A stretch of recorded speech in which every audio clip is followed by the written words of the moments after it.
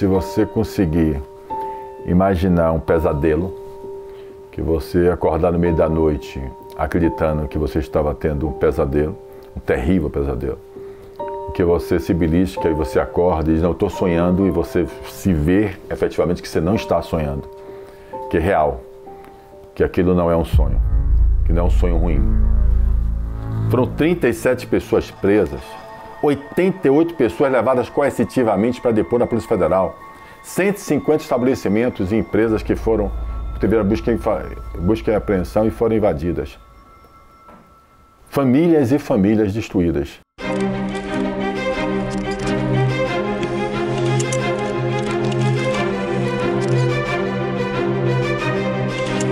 Um esquema bilionário de sonegação de impostos começou a ser desmontado hoje. A Operação Alquimia foi realizada em vários estados. Uma verdadeira ilha do tesouro, onde estavam escondidos 2 quilos e 400 gramas de barras de ouro. Os envolvidos são suspeitos de sonegação de impostos, lavagem de dinheiro, falsidade ideológica e formação de quadrilha. A polícia e a Receita Federal descobriram o envolvimento de empresas do Brasil e do exterior nessa fraude. É o que eu chamo de autocanibalismo estatal. R$1 bilhão. O esquema foi desmontado hoje numa das maiores operações da Polícia Federal já feitas no Brasil. Eu, com 24 anos de idade, tive a minha prisão decretada e, na verdade, eles diziam que eu era o substituto de uma organização criminosa.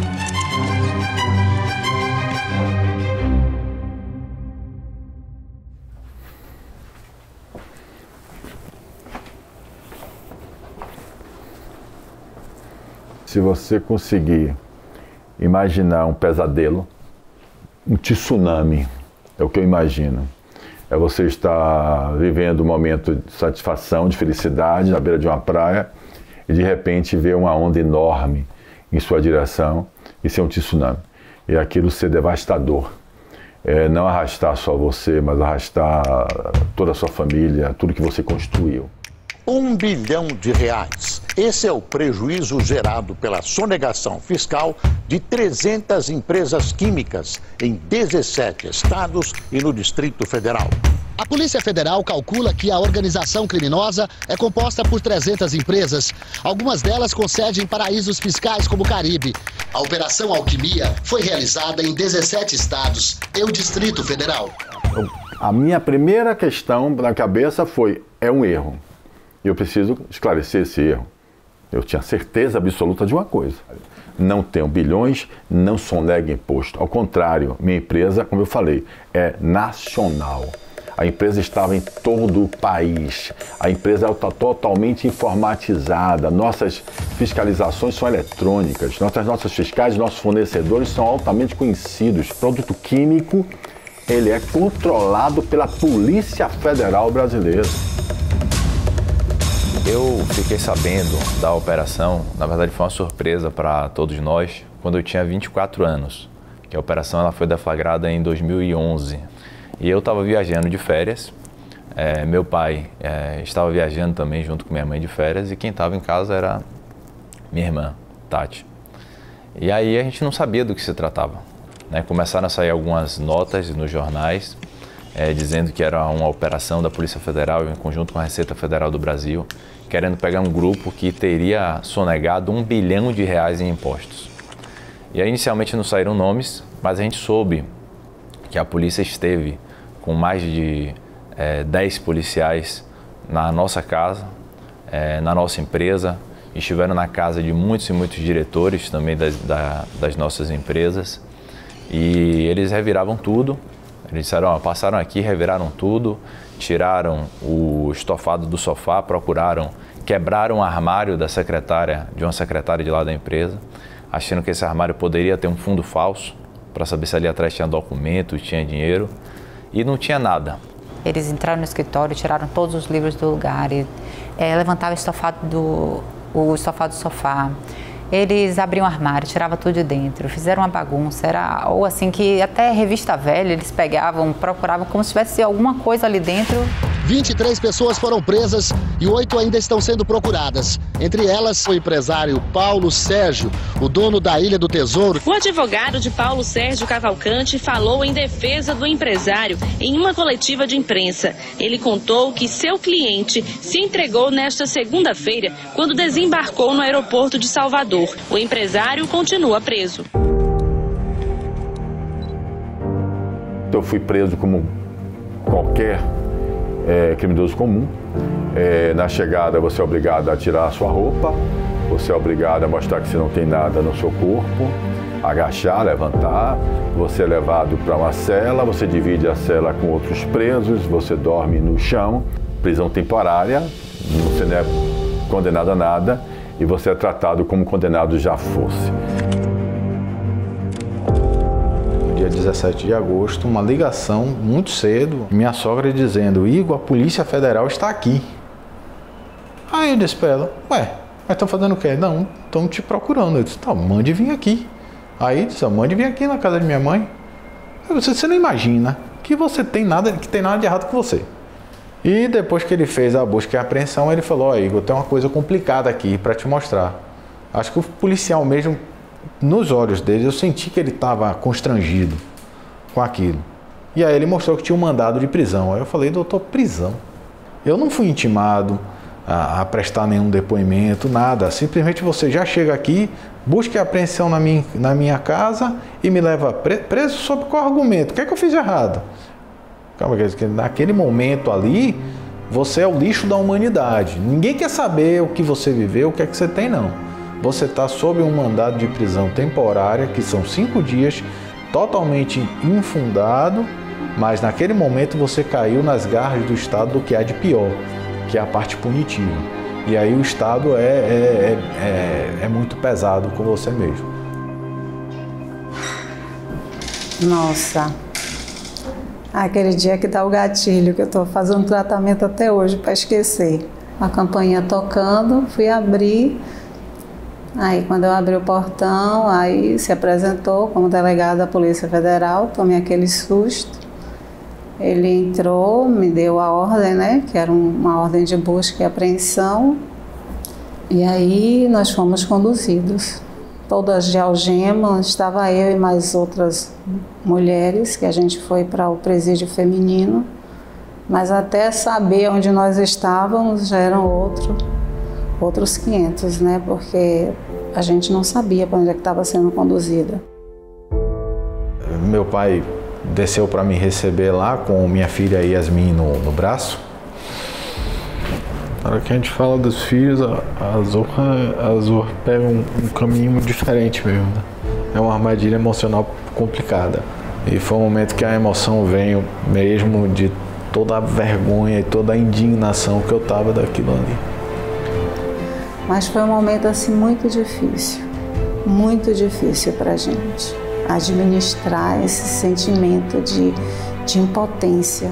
16 presos, outras 32 pessoas ouvidas e até uma ilha confiscada na Baía de Todos os Santos. Eles podem responder por prática de sonegação fiscal, fraude, formação de quadrilha, falsidade ideológica e lavagem de dinheiro. Para mim, aqueles 5 dias que eu estava ali só fez fazer com que eu pensasse mais e eu passei os 5 dias escrevendo exatamente o que eu podia falar em minha defesa. Ao sair da penitenciária, depois dos 5 dias, eu fiz logo uma convocação à imprensa, para que a imprensa soubesse que a SAZIL nada tem a ver com aquilo. E lutei, passei 2 anos lutando, acreditando que em 2 anos eu conseguisse dar o seguimento à vida normal da minha empresa, o que não aconteceu. A Operação Alquimia, ela atinge a toda a sua família, ela atinge a empresa, as pessoas jurídicas que você construiu, que você ajudou a construir, participou para construir, os funcionários, os empregos, as pessoas que acreditaram naquele projeto. E a distribuição de produto químico, engenheiros químicos, pessoas que acreditavam naquilo, transporte, logística, e foi tudo isso destruído. Né? A SAZIL, ela era suporte de receita do estado da Bahia. Foram 1.250 pessoas que sofreram com isso. Eu estou falando diretamente, não estou falando com as famílias, não.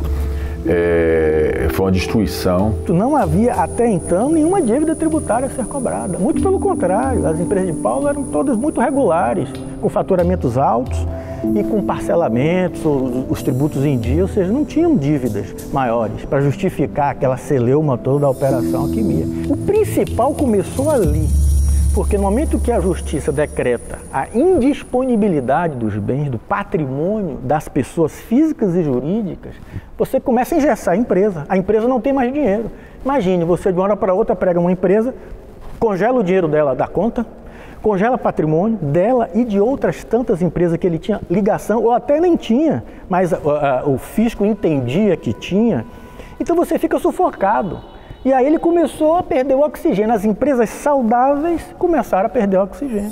Tanto que uma das empresas, acho que foi a Sazil, ela acabou. Teve que fechar porque não tinha mais como pagar fornecedor, não tinha como pagar folha, não tinha como pagar os tributos. Por quê? Porque foi sufocada. Eu diria que se a gente tivesse que elencar todas as ilegalidades dessa investigação, nós passaríamos aqui alguns dias falando sobre ela. Poucas vezes eu vi uma investigação repleta de tantas ilegalidades e de tantos erros. A Polícia Federal está cumprindo 31 mandados de prisão e mais de 120 de buscas e apreensões por sonegação fiscal. A operação contou com 650 agentes e cerca de 500 policiais federais em todo o país. Nesta casa havia um cofre com ouro que foi confiscado. Os policiais chegaram de helicóptero. A Operação Alquimia foi realizada em vários estados. O número de empresas envolvidas pode chegar a 300. As irregularidades dessa investigação, elas são gigantescas. A primeira coisa que você vê numa investigação por crime fiscal é o auto de infração. Primeira coisa. É um erro inexcusável.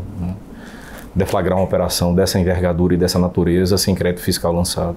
No caso da investigação da chamada Operação Alquimia, nem abertura de investigação fiscal existia. Então, quando as pessoas disseram à época que havia uma sonegação, e aí espalhou-se pela imprensa de que havia uma sonegação da ordem de R$1 bilhão, etc., etc., isso não tinha qualquer tipo de amparo, de suporte nos autos. Paulo sequer foi denunciado. Sequer houve denúncia. Houve, usando a expressão que já é consagrada pela doutrina, aquilo que nós chamamos de publicidade opressiva dos julgamentos penais, as pessoas foram pré-julgadas, foram linchadas. E depois que toda a operação foi deflagrada, não havia como, por exemplo, o Ministério Público oferecer uma denúncia. É como se eu tivesse uma investigação por homicídio sem cadáver. Não pode haver investigação por um crime tributário sem lançamento definitivo do crédito. Sobretudo, não pode haver o que nós chamamos de medidas de força, de medidas investigativas. Não pode haver prisões, não pode haver busca e apreensões. Não é que não havia prova do crime, é mais do que isso, é mais grave do que isso. É que o crime não ocorreu. O processo penal é um processo muito delicado, que nesse caso, devido ao processo legal, foi efetivamente atropelado na medida em que foi iniciada uma apuração por um crime de sonegação fiscal sem que houvesse a prévia constituição do crédito tributário. Proferimos talvez a primeira decisão, na época colegiada, em matéria de organização criminal, liberando todos os bens de todos os envolvidos que estavam na Operação Alquimia, sob dois pressupostos. Um, em razão de ter decorrido um grande lapso temporal desde a época da apreensão dos bens até aquele momento, ou seja, 2 anos, sem que tivesse havido denúncia do Ministério Público Federal. E o segundo pressuposto é de que ainda, embora tenha mais de 10 anos que o inquérito policial estivesse transcorrendo em razão de suposto crime de sonegação fiscal, não tinha notícia ainda sequer da constituição definitiva do crédito tributário. Anos depois, o Superior Tribunal de Justiça tranca essa investigação justamente por aquilo que se disse no primeiro dia. Não pode haver investigação por crime tributário sem haver lançamento do crédito fiscal. Quem desrespeita a decisão do Superior Tribunal de Justiça, do habeas corpus trancado, que diz claramente no habeas corpus que não se pode utilizar esse inquérito policial para fins tributários, é exatamente a Procuradoria da Fazenda Nacional. É exatamente essa Procuradoria, os procuradores que utilizam dessa utilização, desse compartilhamento de um inquérito policial inacabado que também foi um absurdo erro na compartilhamento do juiz. Ele compartilhou o inquérito policial e a Procuradoria da Fazenda Nacional busca, de qualquer forma agora, dizer como é que a gente faz para justificar esse grosseiro erro. A decisão do Superior Tribunal de Justiça diz que o inquérito policial foi trancado, que esse inquérito policial é um constrangimento ilegal evidenciado, que não existiu o mínimo tipicidade, materialidade para o oferecimento de uma denúncia, que todas as pessoas tinham que estar beneficiando dessa decisão que já foi transitada e julgada, inclusive passou pelo Supremo Tribunal Federal.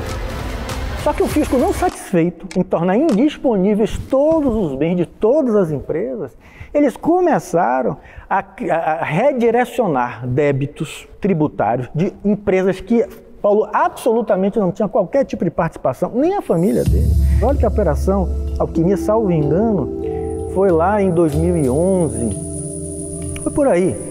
E nós estamos falando de débitos que começaram a querer redirecionar para Paulo e para as empresas de Paulo, débitos de 95, 96, 97, coisa que nem existia, nem se pensava em Operação Alquimia. Só que aconteceu, a Procuradoria começou a se animar, já que um juiz aqui deu a indisponibilidade dos bens, disse, opa, tem muita coisa para ir buscar. E foi fazendo isso em São Paulo, no Espírito Santo, no Rio de Janeiro, em Pernambuco. Então nós vimos então uma grande teia sendo montada e ele sufocado, a gente tentando se defender, só que a Procuradoria vem trazendo um calhamaço de provas, que não são provas, de um inquérito que foi arquivado, que um inquérito conduzido por um juiz que foi julgado incompetente. Ou seja, você veja tanto problema, mas não, ele traz aquele calhamaço, então o fisco começou a redirecionar.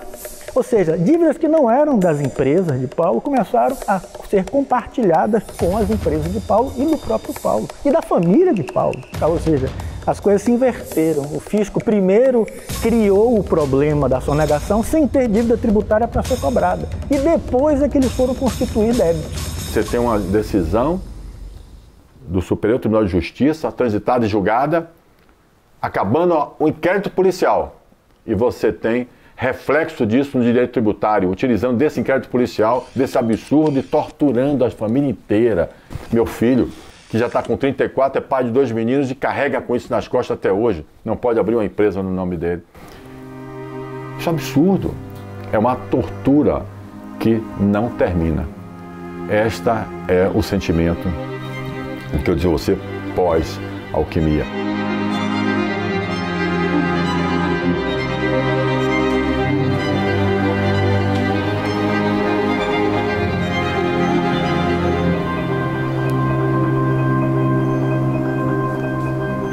Salvador, 19 de abril de 1980.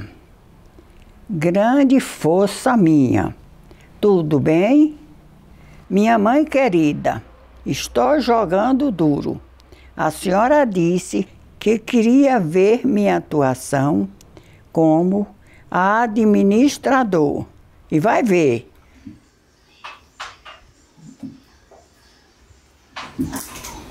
Olha aqui, Paulinho. Cantando parabéns para a mãe. O que você acha que uma mãe vai sentir quando sabe que o filho está sendo preso sem ter motivo para isso? Muita raiva e vontade de agir. E tudo o que acontece na sua vida, você tem que tomar providência. Não tem que se deixar bater. Você tem que procurar agir e resolver o problema. Não deixar para lá ou se encolher, botar para chorar. Não resolve nada. Você tem que agir. E toda a vida eu procurei agir. Como eu transferi para ele e a vontade que ele tem de agir, o que ele deve fazer. A alquimia, de um modo geral, prejudicou muita gente. Até um dinheiro que eu tinha na conta corrente, assim, quer dizer, que botando no banco na Caixa Econômica, ele carregou. A alquimia carregou. Essa ideia que foi vendida da Ilha do Tesouro, ouro enterrado na Ilha do Tesouro, é como eu lhe falei, é para reforçar a perversidade. É como a Polícia Federal, ela cria, e a Receita Federal, nesse tipo de forças-tarefas que eles fazem, eles criam um enredo, eles fazem de propósito. Vai na casa de uma senhora, encontra as barras de ourinho lá, a Ourobras, aquele que tinha nota fiscal e tudo dela, que era aposentada como professora, e tiraram da capinha, botaram no saquinho plástico. Se você ver nas fotos, você vai ver aquilo como se fosse um saco de ouro. Faz a criação, jogando isso como se estivesse na Ilha do Tesouro, e lança na imprensa como Ilha do Tesouro. Encontrei ouro na Ilha do Tesouro, armamento pesado, quadros internacionais, tudo mentira. É mentira. Isso sim que é crime, isso que é falsidade ideológica. Uma verdadeira ilha do tesouro, onde estavam escondidos 2 quilos e 400 gramas de barras de ouro. A ilha foi comprada em 1987. Tem documento, está no imposto de renda, está declarada. Essa ilha está declarada, tem os documentos declarados, está no imposto de renda há muito tempo, que eu sou fiscalizado normal, sou fiscalizado todos os anos, regularmente. Que é muito marcante em Paulo, durante ainda o calor dessa operação, ele entendeu por bem fazer faculdade de Direito, foi um aluno assíduo, alguém que contribuiu muito na faculdade, todos os professores com quem eu conversei falaram isso, porque ele vinha trazendo todo esse conhecimento que ele tinha de natureza prática, fruto de ter vivenciado e estar vivenciando essa operação, todo o conhecimento que ele tinha de ter sido e de ser ainda um empresário bem-sucedido, e, aliado a isso, a disposição para aprender e aplicar esse conhecimento na própria operação que ele estava vivenciando.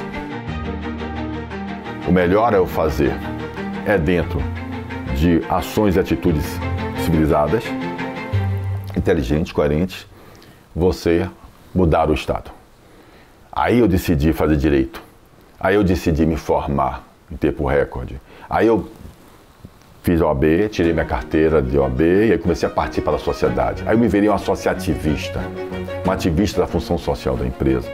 Aí eu criei uma fundação, aí eu criei uma certificação, aí eu continuo fazendo o que eu estou fazendo aqui, provocando, aí eu estou me doando para as pessoas não passarem pelo que eu passei.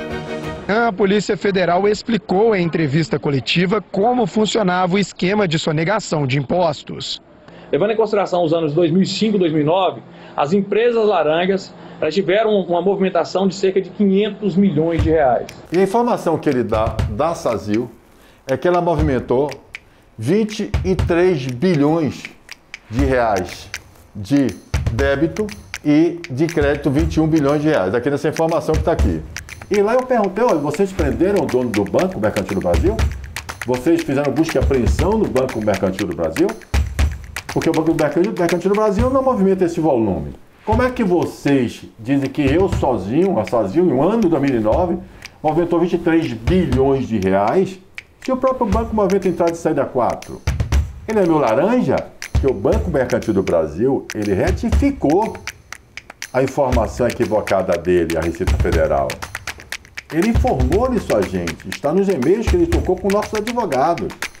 Não, minha informação já está retificada desde 2010. Em 2008 e 2009 eu errei. Em 2010 já tinha retificação dos seus 23 bilhões de reais. Manda a retificação para a gente. E mesmo assim, se eu vou lhe mostrar o documento, onde o próprio juiz tinha acesso a essa informação da retificação. E mesmo assim deflagrou essa operação Alquimia como bilionária fosse. É interessante, você viu que o secretário de Indústria e Comércio saiu em defesa da Sazil. O governador na época saiu em defesa. Não, peraí. O secretário da Fazenda, peraí, não é possível. Esse cara paga imposto, eu fiscalizo ele. Como é que esse cara é só o negador? Certa vez, eu almoçando com o Paulo, e ele me disse, o que aconteceu comigo não pode acontecer com ninguém. Ou seja, eu fui espancado pela mídia, eu fui acusado disso, daquilo, não tive direito de resposta. Então aquilo começou a tomar corpo. Ele então foi conversando com um, foi conversando com outro, e ele então tomou um gosto por aquilo. E ele hoje é a grande liderança de defesa dos empresários, não tem nenhuma dúvida disso. As pessoas pensam hoje em alguém que toma a frente, que se expõe, que bota a cara, é ele. A parte do psicológico, para mim, os danos vão ser muito difíceis de serem curados, porque ele mexeu mesmo com o sentimento mais forte nosso, né? Tomo remédio todos os dias para pressão, não durmo mais uma noite inteira, é como se eu tivesse que ficar em alerta o tempo todo, como se eu tivesse de ficar mais tempo acordada para que as coisas não acontecessem. Não sei, uma sensação muito estranha.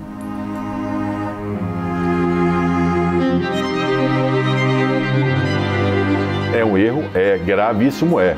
E as pessoas que foram consequentes por esse erro têm que pagar. Que enquanto eu estiver vivo, capacidade de raciocinar, de pensar, eu vou atrás de fazer justiça.